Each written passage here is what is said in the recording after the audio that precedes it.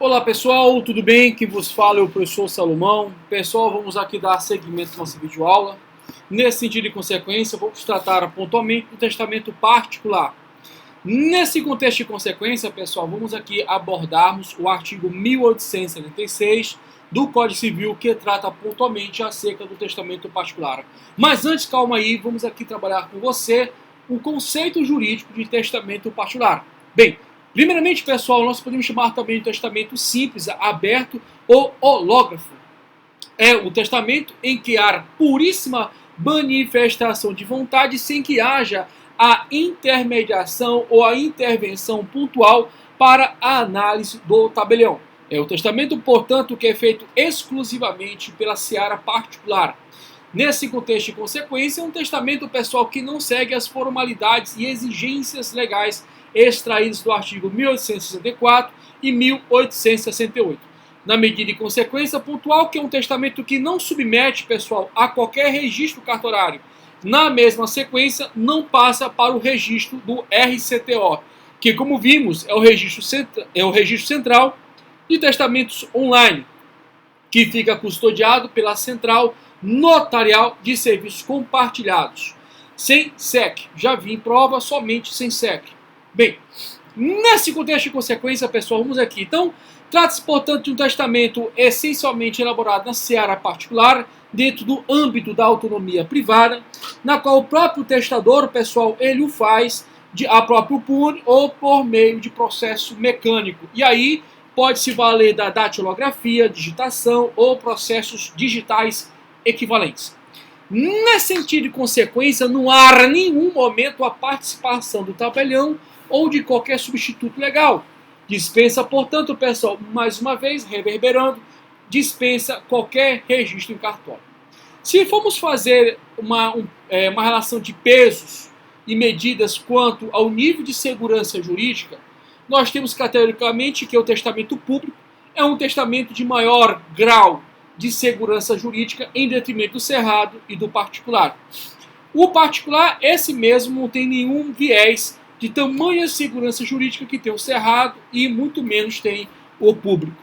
Bem, pessoal, no mesmo sentido e consequência, a literatura jurídica deixa bem claro que o testamento particular exige a presença de testemunhas. Só que o que acontece, pessoal, por incrível que pareça, o STJ vem flexibilizando o número quantitativo de testemunhas. Ele não flexibiliza a existência de testemunhas, mas o quantitativo ele flexibiliza. Já já vamos aqui pontuar para vocês um precedente, um lead case na matéria pontualmente falada. Bem, primeiramente é um testamento que é escrito a próprio punho mediante processo mecânico ou equivalente. Aí vem a datilografia, a digitação eletrônica, digital, e aí vai. Se escrito a próprio punho, deve ser lido e assinado por quem o escreveu, na presença de pelo menos 3 testemunhas que devem subscrever. Sequencialmente, por processo mecânico, não pode conter rasuras ou espaços em brancos, devendo, nesse sentido, ser assinado pelo testador depois de o ter lido na presença de pelo menos 3 testemunhas que o subscreveram. Nesse sentido e consequência, vamos aqui, portanto, pessoal, analisar a temática da redação do artigo 1876 e pontualmente os dispositivos que eu considero mais importantes para a matéria. Assim sendo, o artigo 1876 diz o seguinte: o testamento particular pode ser escrito de próprio punho ou mediante processo mecânico.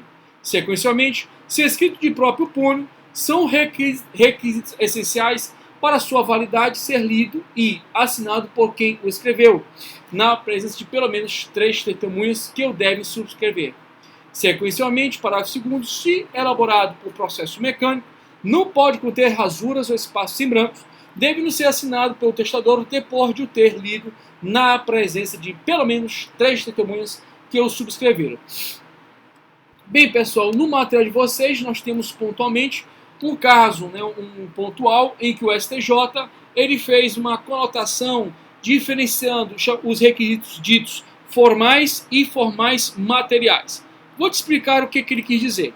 Bem, nesse sentido e consequência, para o STJ existem requisitos que sejam puramente formais, esses nos quais podem ser tranquilamente violados, sem que haja, portanto, a prática de um vício a gerar invalidade no testamento. E existem requisitos formais e materiais no texto da emenda da discussão, da votação, foi utilizada a expressão formais e materiais. Esses requisitos formais materiais, eles são formais, propriamente dito, de fato, mas eles são introspectivos, eles interpenetram na própria validade do testamento.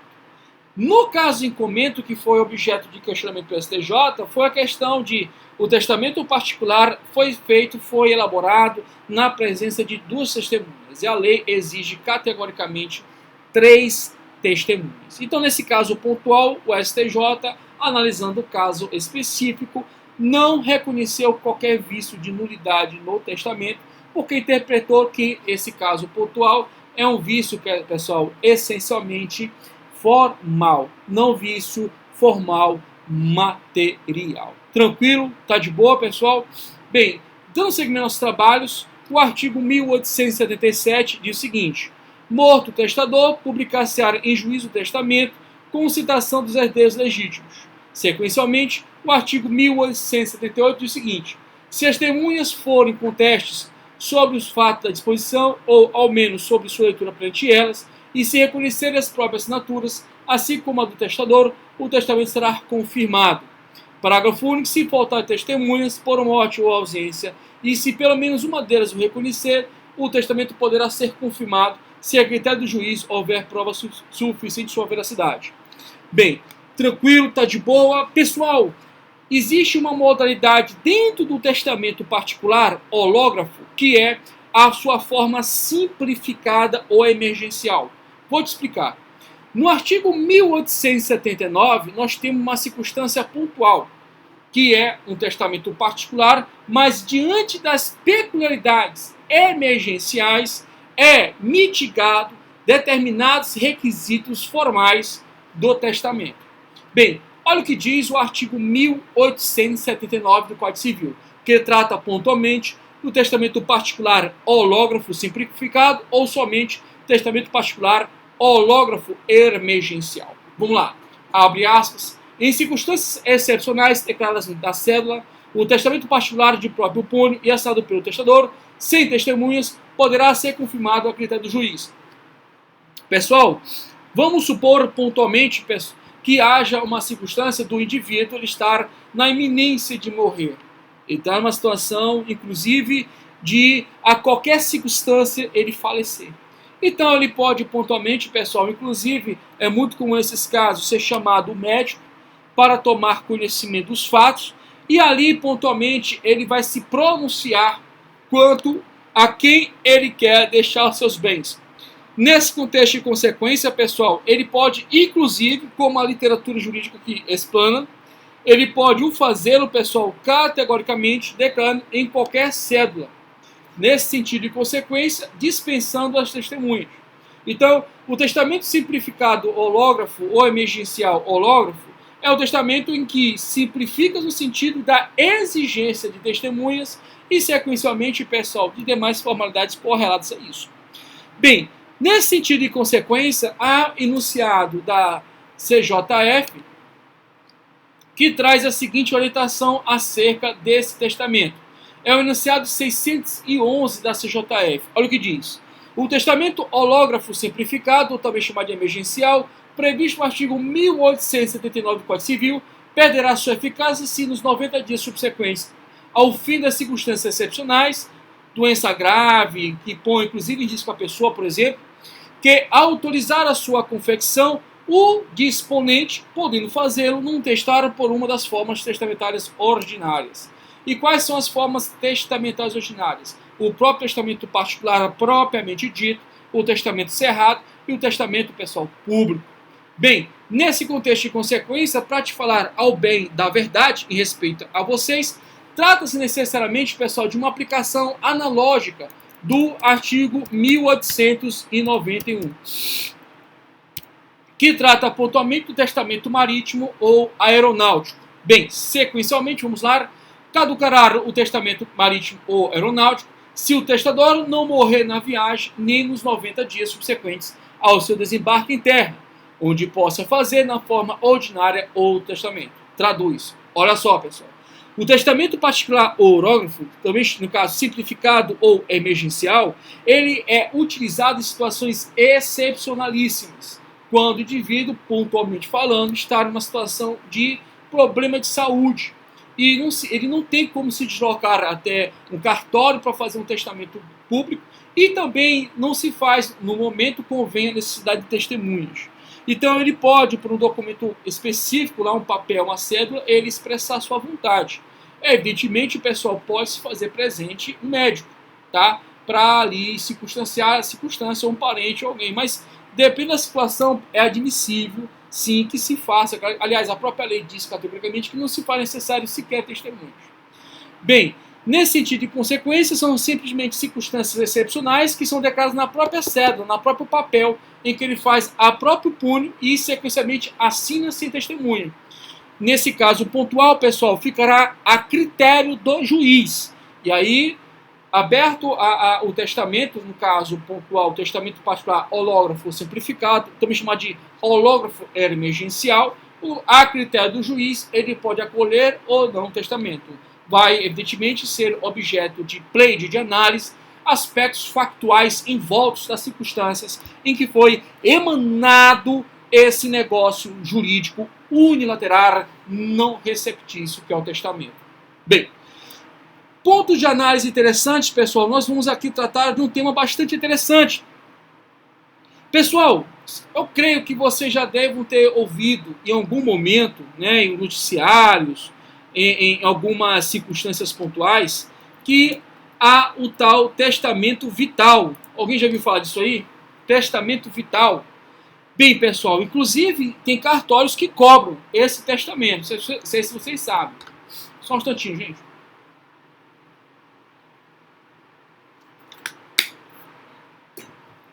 Beber uma água. Bem, o que eu estava falando? Sim. Então, veja, o testamento vital, ele tem somente o nome testamento. Porque testamento por si em si, ele não é, gente. Mas ele, inclusive, é cobrado em cartório. O que traduz o testamento vital, que na verdade, tecnicamente, pela medicina, é chamado de diretivas antecipadas da vontade? Vamos lá. O testamento vital, também chamado, e no meu ponto de vista mais técnico, de diretivas antecipadas de vontade, nada mais, nada menos é, pessoal, que um documento que não é dotado da condição de ser um testamento jurídico, lembrar pontualmente da competência privativa da União disciplinar em matéria civil, sequencialmente constitui, portanto, um ato de última vontade do paciente médico, registrados em prontuário médico próprio, relativos a procedimentos médicos cirúrgicos e bem como, pessoal, ministrar remédios, drogas, que podem, pessoal, trazer uma situação, inclusive, colateral mais severa ao paciente. Traduz. Significa dizer a possibilidade, pessoal, do médico previamente informar o seu paciente que ele vai passar por procedimentos cirúrgicos, terapêuticos e até mesmo utilização de medicamentos que podem ser mais severos, inclusive podem comprometer órgãos e, quiçá, até a própria vida.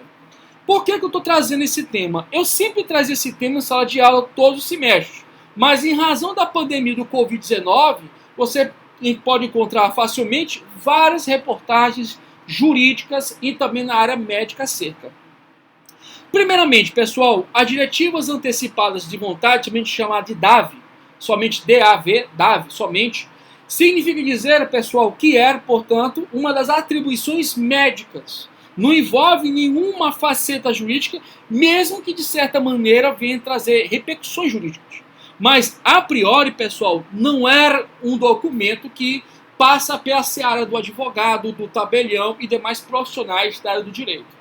Evidentemente, é um documento que circunscreve a procedimentos médicos a serem aplicados ao paciente. Nesse sentido, pessoal, nós podemos destacar, portanto, temas que submetem a DAV, que é procedimentos médicos cirúrgicos evasivos, inclusive de conteúdo severo que podem comprometer órgãos, bem como a qualidade de vida do indivíduo. Então veja, o médico diz o seguinte, olha cara, é o seguinte, tu quiser viver, vai passar por um procedimento cirúrgico rigorosíssimo, nós não temos certeza se vai dar certo, entendeu? E nesse contexto aqui, eu pergunto se o senhor autoriza esse procedimento. E aí, especificamente, o indivíduo ele pode autorizar ou não o procedimento.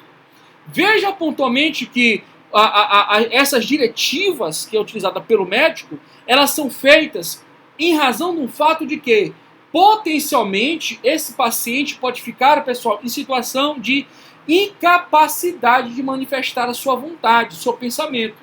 Então, nesse caso pontual, já nós vamos inclusive ver as resoluções do Conselho Federal de Medicina, já vou ler para vocês, mas antes só uma explicação teórica. Então o que o médico faz? Ele faz uma prévia consulta ao paciente. Inclusive você vai ver na resolução do Conselho Federal de Medicina que essa diretiva, quando aprovada de comum consenso entre médico, paciente e médico, ele prepondera inclusive a vontade dos parentes. Interessante o caso. Bem, outra situação que é muito comum na prática e também na doutrina, citando pontualmente a aplicação das diretivas antecipadas de vontade, é quanto ao manejo de fármacos, né, de medicamentos, remédios, que podem comprometer órgãos, faculdades mentais, etc. E aí nós vemos aí os medicamentos que são utilizados aí amplamente, de vários medicamentos, não só brasileiros, né, mas vários medicamentos que são utilizados para o tratamento do Covid-19, coronavírus. Bem, nesse caso pontual, é previamente alertado o paciente que determinados medicamentos X, Y, Z podem comprometer órgãos e inclusive a própria saúde do indivíduo.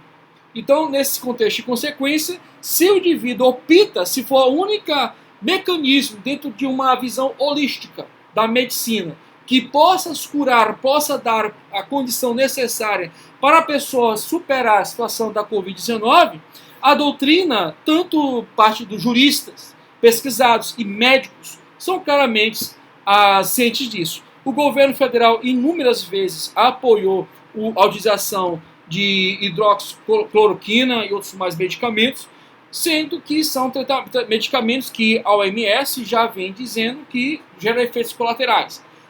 Da dúvida, né, a pessoa acaba aderindo, né, a submeter ao medicamento e, pelo que eu tenho constatado, tem se dado muito bem. Mas aí é área médica, eu sou professor em Direito, formado em Direito, advogado militante, não sou médico, aí eu jogo essa bola para o médico da área. Mas o que me importa é somente o viés crítico jurídico. Então, pessoal, lamentável, falando do direito, lamentável, algumas doutrinas, né, alguns juristas dizerem, apoiarem que, inclusive, tem que ser um documento que se faz necessário, inclusive, um amparo por entidades como cartório. Gente, isso aí é burocratizar aquilo que já é sacramentado na medicina. Inclusive, para a gente não ficar só na fala, nós vamos trazer para ti aqui a fonte, porque aqui é uma aula técnica. Olha só, resolução do Conselho Federal de Medicina, 1995-2012, trata das diretivas antecipadas de vontade dos pacientes. Eu vejo muito em livros, inclusive artigos da área médica e do direito, a utilização da expressão DAV. Mas o termo é diretivas antecipadas de vontade dos pacientes. E categoricamente, pessoal, o artigo 1º dessa resolução diz o seguinte: definir diretivas antecipadas de vontade com um conjunto de desejos prévia e expressamente manifestando para o paciente sobre os cuidados e tratamentos que quer ou não receber no momento em que estiver incapacidade de expressar. Pessoal, inclusive isso aqui gera processo. Se o médico, nesse sentido, não perceber categoricamente que esse indivíduo não poderá chegar a um estado de incapacidade, né? E, nesse sentido, ele pontualmente, ele não digo impor, mas solicitar sem nenhum nexo claro, e isso pode, inclusive, ser reverberado em discussões. Porque essas diretivas estão bem claras aqui, inclusive um documento feito por profissionais da área médica. Aqui está categórico. É só quando tem, pessoal, a sua produção dos efeitos Se comprovado o que, gente? Que o paciente estiver incapacidade de expressar livre e autonomamente sua vontade. E isso reverbera, inclusive, pessoal, preponderar a própria vontade dos parentes. Veja o artigo 2º, olha o que diz. Das decisões sobre cuidados e tratamento de pacientes que se encontrem incapazes de comunicar-se ou de expressar de maneira livre e independente suas vontades, o médico levará em consideração suas diretivas antecipadas de vontade. Sequencialmente, caso o paciente tenha designado um representante para tal fim, que é o mais comum dos casos, suas informações serão levadas em consideração pelo médico. Tá? Sequencialmente, o parágrafo 2º, e aí eu vou ler só o parágrafo 2º para o parágrafo 3º, e aí eu encerro minha fala.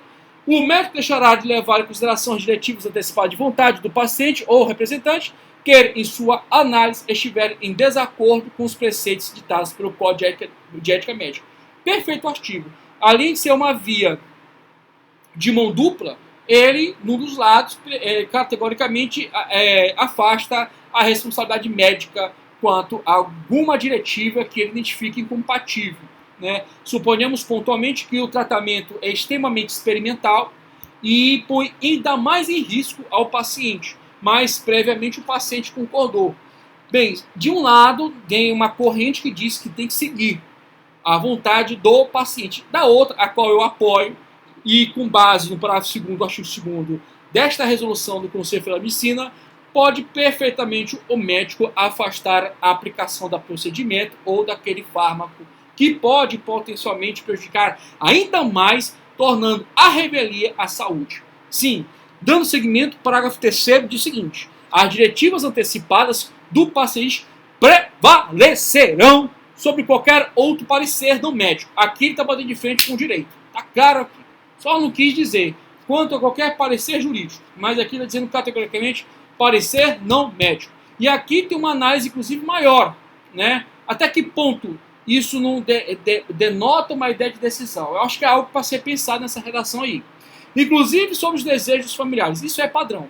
Então veja, as diretivas antecipadas do paciente, elas são de vontade do paciente, elas são, portanto, uma crista igualmente falada da expressão de última vontade por parte do paciente. A relação aqui, pessoal, não é cartório testador, não é cartório advogado, não é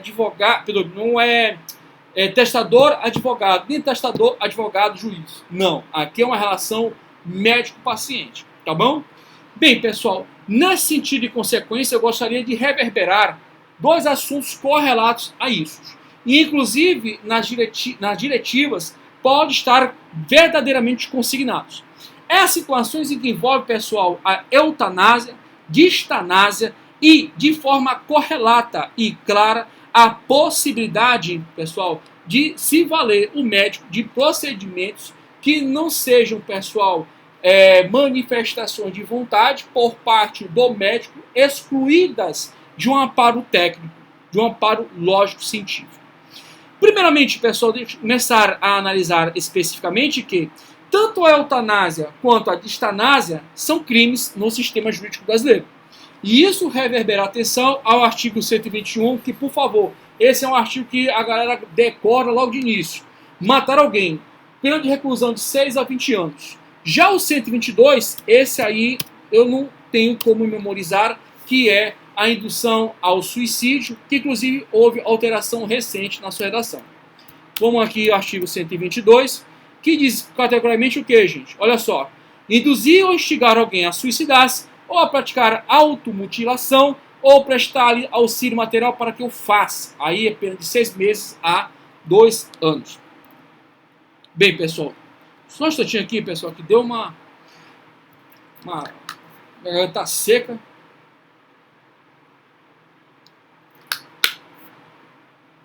Bem, pessoal, vamos trazer aqui claramente uma distinção entre eutanásia e distanásia. Bem, a eutanásia, pessoal, é a prática ativa de ceifar. Eu botei logo ceifar assim porque é a ideia ontológica de ceifar, né, de suprir, né, de retirar a vida de um indivíduo quando o indivíduo comprovado estado, portanto, de enfermidade, um estado, portanto, de doença, de sofrimento tão profundo, que por questões éticos, morais, que inclusive são questionáveis, pelo plano religioso e pelo plano filosófico, acha-se o bem a possibilidade de tirar a vida do indivíduo, para que esse não sofra tamanhamente o sofrimento da carne. Sequencialmente, a distanásia, ela repercute uma situação um pouco inversa, mas também envolve a supressão da vida. Na distanásia, pessoal, diante de uma situação de enfermidade incurável, a pessoa pode se valer de procedimentos farmacológicos, bem como de maquinários, instrumentos, que podem gradativamente realizar a supressão da vida. Então, a eutanásia, é só tu imaginar o cara lá paciente. Teve até um filme aí que minha esposa gostou, foi muito, chorou que foi uma droga. Peraí, amor, qual é o nome daquele filme que tu olhou lá do que o cara é paralítico, que morreu no final? Ela chorou, foi muito, qual é? Eu não chorei, não. Ó, tô gravando isso aqui. Bora, amor. Miralha, não, amor, esse não. É aquele do médico lá na Suíça, que o cara é um playboy da moto. Amor, esquece. Então tem um filme aí pontual que nós assistimos, que ela que chorou, eu não chorei, deixo bem claro aqui pra você. Sequencialmente que o indivíduo, ele desgostoso da vida, porque ele tinha uma vida de executivo, uma vida bem agitada, e aí ele preferiu que fosse ceifar da sua vida, né? E aí, sequencialmente, foi colocado... Qual é? Como eu era antes de você. Olha o nome do filme, tô até chorando aqui agora, aqui de emoção. Olha aqui, então veja, esse filme pontual, o camarada é um playboy, lá um executivo lá do mercado financeiro, e aí sequencialmente o pessoal ele sofre um acidente de moto e fica aí completamente paralítico, sem nenhuma movimentação motora. E ele, como tinha uma vida agitada, uma vida bastante energética, né, aventureira, e aí ele se sente, portanto, mal, prefere ir para a morte. Aí se apaixona, parece, com a enfermeira dele, e aí tem um amor aí em volta que não vem o caso. Sequencialmente, no final, ele prefere morrer. Então, nesse caso pontual, é só botar lá o botão e já era. Aí é eutanásia. Na distanásia, a coisa já é diferente, gente. Na distanásia, nós temos uma situação em que o indivíduo ele vai se submeter a algum medicamento, fármaco, gradativamente ele vai morrendo em razão desse medicamento, ou de uma máquina, que pontualmente vai ceifando a vida dele. Então, uma é imediato e a outra é de forma fracionada, né? Posso até dizer sobre uma dosimetria. Agora, pessoal, a medicina, ela reconhece olha só a expressão, viu? Que é bem chatinha. Ortotanásia. Repito, ortotanásia. Ortotanásia, orto vem de certo. Thanatos, morte. Então significa dizer que é a morte certa na medida certa. Como é que é isso? Bem, para a gente não ficar apoiando muito em achismos, vamos ver o que a medicina diz acerca da ortotanásia. Bem, a resolução do Conselho Federal de Medicina 1805 de 2006 traz a seguinte informação. Na fase terminal de enfermidades graves e incuráveis, é permitido ao médico limitar ou suspender procedimentos e tratamentos que prolonguem a vida do doente, garantindo-lhe os cuidados necessários para aliviar os sintomas que o levam ao sofrimento, na perspectiva de uma assistência integral, respeitada a vontade do paciente ou seu representante legal. Sequencialmente, pessoal, o artigo 1º desta resolução diz o seguinte: é permitido ao médico limitar ou suspender procedimentos e tratamentos que prolongam a vida do doente em fase terminal de enfermidade grave e incurável, respeitada a vontade da pessoa ou de seu representante legal. Bem, pessoal, tivemos um caso na época de estágio, na época do Dr. Pereira Montilense, tivemos um caso pontual que envolvia essa temática específica. E questões de ética, não vamos falar de novo, até porque nem lembro. Mas, pontualmente, é uma situação de um indivíduo com uma doença YHZ, não vi o caso, e já estava na situação de enfermidade grave quanto à vida, uma situação, inclusive, incurável. E aí, sequencialmente, o escritório foi chamado para fazer o testamento, E logo no próprio documento do testamento, ele deixou consignado no documento que a vontade dele é que a vida dele não fosse prolongada. Eu lembro pontualmente que no burburinho das palavras, essa resolução tinha acabado de sair. Ela tinha acabado de existir no mundo jurídico. E é importante assinalar que houve muita discussão, mas discussões essas que não têm cabimento. Até porque, pessoal, a ortotanásia ela é utilizada amplamente na medicina em todo o mundo. Eu não sou da área médica, respeito os médicos em gerais, mas eu não sou da área médica, então, em razão do meu respeito, vou me limitar minhas palavras, corrijam se eu estiver errado, mas alguns colegas em que eu tive a oportunidade de conversar sobre o assunto, o médico ele não tem, pessoal, o dever de trazer a cura, porque a cura depende muitas vezes, inclusive, do organismo do indivíduo. O indivíduo, o médico, ele juntamente com o fármaco, né, aí vem a indústria farmacêutica, os farmacêuticos, ele apresenta o medicamento para que haja a cura, mas o corpo é que cura. Agora, quando o corpo ele não tem condições de se manter vivo, aí pode-se adotar os procedimentos de ortotanásia. Veja que eutanásia e distanásia, ou seja, o indivíduo realmente matando o cara, não tem condição. Não tem condição o indivíduo indicando como é que morre ou apertando o botão para morrer. Isso aí não tem sentido. Agora, a ortotanásia, quando vê que o camarada não tem solução, inclusive para diminuir leitos, não vamos ser hipócritas, no Brasil como o nosso, sistema SUS, não vamos ser hipócritas. Então veja, numa situação dessa, e sequencialmente, pessoal, é chamado a família, é chamado o próprio paciente, olha, cara, você não tem condição. Se você continuar assim, nós podemos te ofertar remédios para diminuir a tua dor ao máximo possível, mas você vai falecer. Então, nesse sentido de consequência, é plenamente possível no sistema jurídico. Pessoal, essa matéria aí é interessante, por quê? Porque vira e mexe há circunstâncias, inclusive de ordem prática, em que você utiliza as diretivas, né, utilizadas pelo médico em seus próprios prontuários, aplicando categoricamente, pessoal, a ortotanásia, né? As diretivas antecipadas da vontade do paciente, elas podem ter como um dos seus pronunciamentos, e o paciente é ciente disso, que é a ortotanásia. Sequencialmente, para acabar, que é muita informação, eu estou só pegando tipo um suco de laranja, tirando só o miolo importante. Sequencialmente, pessoal, dentro das diretivas, pode o próprio paciente indicar, já ciente que vai estar numa situação de enfermidade incurável, ele pode se pronunciar contra a doação de órgãos.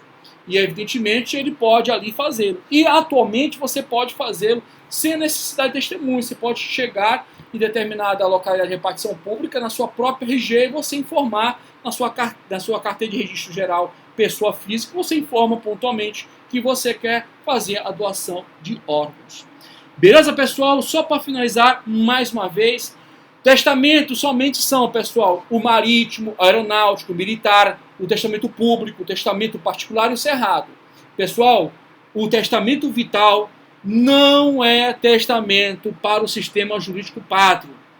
Ele é tratado atualmente como DAV, né? Então, nome feio, mas é diretivas antecipadas de vontade. Eu prefiro memorizar a palavra como inteiro. Bem, pessoal, sequencialmente, vamos tratar de um outro tema. Aliás, vamos reverberar um outro tema, mas agora com a devida profundidade técnica, que é a capacidade para testar. Bem, eu estou vendo aqui que já tenho que parar por causa do tamanho do tempo. Bem, pessoal, vou me segurar aqui, vou me conter à vontade. No próximo bloco, aliás, vai ser já a próxima aula, né? Nós vamos tratar de forma profunda a capacidade para testar. Deixa eu ver aqui outra coisa. Nós vamos tratar do testamenteiro, isso aqui é rápido. Testamenteiro é bem rapidinho. Testamento caduco e nulo vai ser outra aula que é bem grande. Então, na próxima aula, vamos tratar do testamenteiro e da capacidade para testar. Muito obrigado pela presença de vocês, tá? Te desejo, olha, sem mentira nenhuma, sem hipocrisia, olha, eu te desejo bem claro, ó, ouça, bom dia, boa tarde, boa noite, seja feliz, fique em paz e não esqueçam, Deus realiza ações. Se ficar legal a aula, por favor, dê um like, tá? Compartilhe nossa videoaula, que ajuda muito esse canal. Bem, um grande abraço e até mais.